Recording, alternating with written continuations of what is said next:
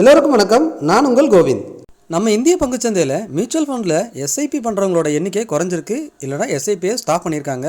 அதாவது ஜனவரி மந்த்தை கம்பேர் பண்ணும்போது பிப்ரவரி month 26% inflow குறைஞ்சிருக்கு. தொடர்ந்து நம்ம மார்க்கெட்டில் விற்றுக்கிட்டு இருந்த எஃப்ஐஐ இப்போ ஒரு நாள் வாங்கியிருக்காங்க. இது கண்டினியூ ஆகுமா?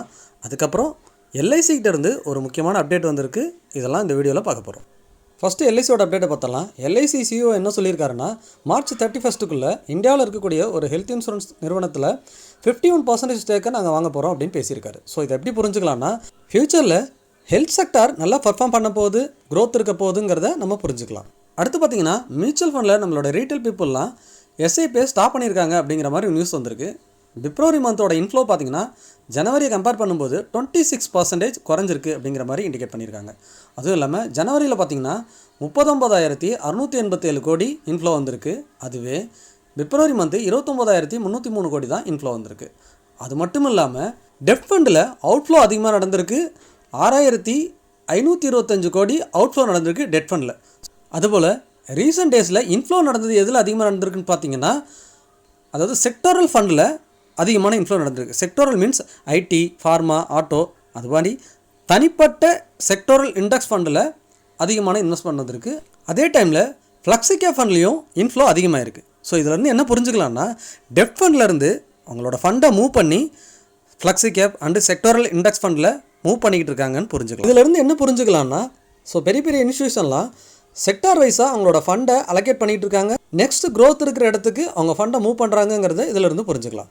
இந்த டைமில் கட்டாயமாக நம்மளோட எஸ்ஐபியை ஸ்டாப் பண்ணக்கூடாது. அதுக்கு ஒரு எக்ஸாம்பிள் பார்க்கலாம். நான் ரேண்டமாக நிப்பான் இந்தியா லார்ஜ் கேப் ஃபண்ட் எடுத்திருக்கிறேன்.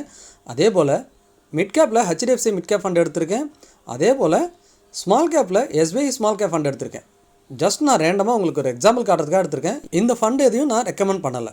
இதில் என்ன பார்க்கலான்னா, ஃபஸ்ட் லார்ஜ் கேப் ஃபண்டில் லாஸ்ட் 10 இயர் ரிட்டர்ன் பார்க்கலாம். 2014 2015 வரைக்கும் இவங்களோட ரிட்டர்ன் இருக்குது. நல்லா பாருங்கள், இப்போ வரைக்கும் 2014 2024 வரைக்கும் இந்த ஃபண்டு மைனஸ் ரிட்டர்னே ப்ரொடியூஸ் பண்ணல ஒரு வருஷம் கூட.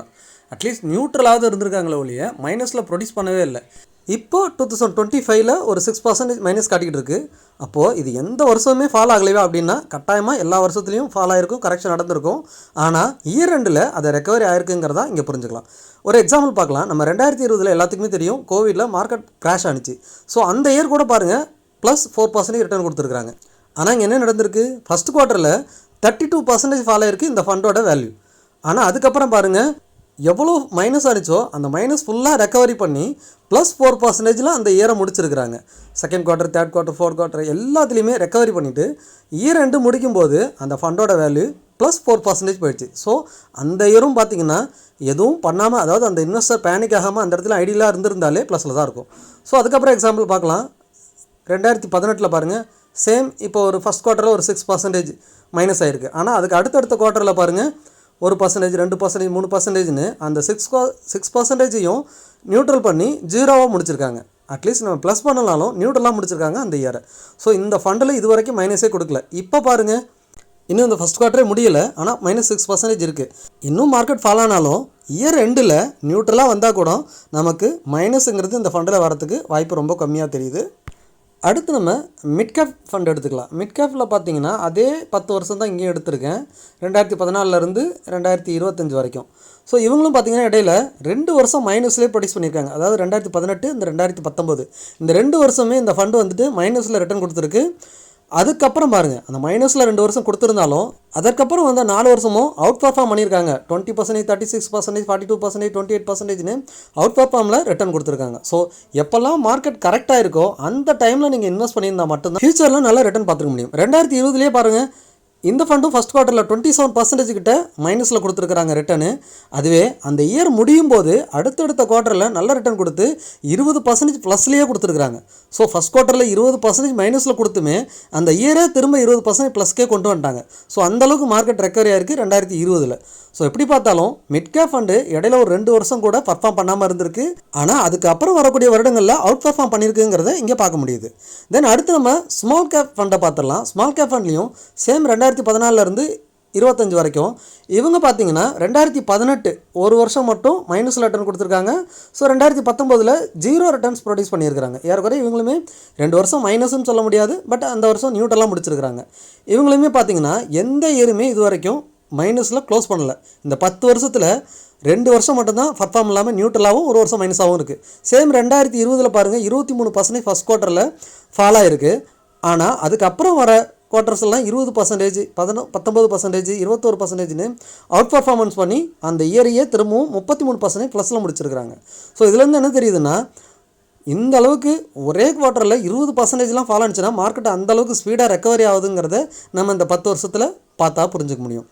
இப்போ இது வரைக்கும் 16% ஃபால் ஆகிருக்கு 2025 ஸ்மால் கேப் இண்டெக்ஸ். இதுக்கடையில் 2018 அந்த நியூட்ரலாக இருந்த இயரை பாருங்கள், கண்டினியூஸாக அந்த 4 குவார்ட்டருமே மைனஸ்லேயே கொடுத்துருக்குறாங்க.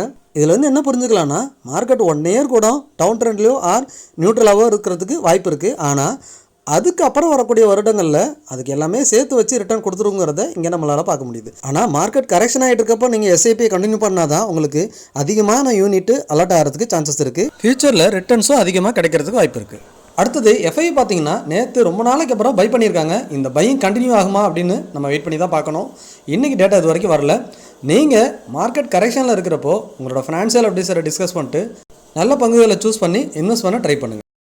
நான் NISM அண்ட் IRDAயோட சர்டிஃபைடு அட்வைசர். நீங்கள் நம்மகிட்டையுமே ஃபினான்ஷியல் அட்வைஸ் எடுத்துக்கலாம். அது மட்டும் இல்லாமல் term and health policy, pension plan, child education plan, இப்படி எது ரிலேட்டடான கொஸ்டினாக இருந்தாலும் சரி இல்லை குவரிஸாக இருந்தாலும் சரி நம்மக்கிட்ட சப்போர்ட் எடுத்துக்கலாம். அதுக்கு நீங்கள் பண்ண வேண்டியது டிஸ்பிளேல தெரியிற finplanning4you@gmail.com அப்படிங்கிற மெயில் ஐடிக்கு மெயில் பண்ணுங்கள், அல்லது வாட்ஸ்அப் நம்பருக்கு சேட் பண்ணுங்கள். அதுவும் இல்லைன்னா டிஸ்கிரிப்ஷனில் இருக்க கூகுள் ஃபார்ம் ஃபில் பண்ணுங்கள். நான் உங்களை கான்டாக்ட் பண்ணுறேன். பங்கு சந்தை தொடர்பான டெய்லி அப்டேட் தெரிஞ்சுக்கணுன்னா டிஸ்கிரிப்ஷனில் டெலிகிராம் சேனலோட லிங்க் கொடுத்துருக்கேன், சர்ச் பண்ணி ஜாயின் பண்ணுங்கள். மீண்டும் ஒரு நல்ல வீடியோவில் சந்திக்கிறேன். உங்கள் கோவிந்த்.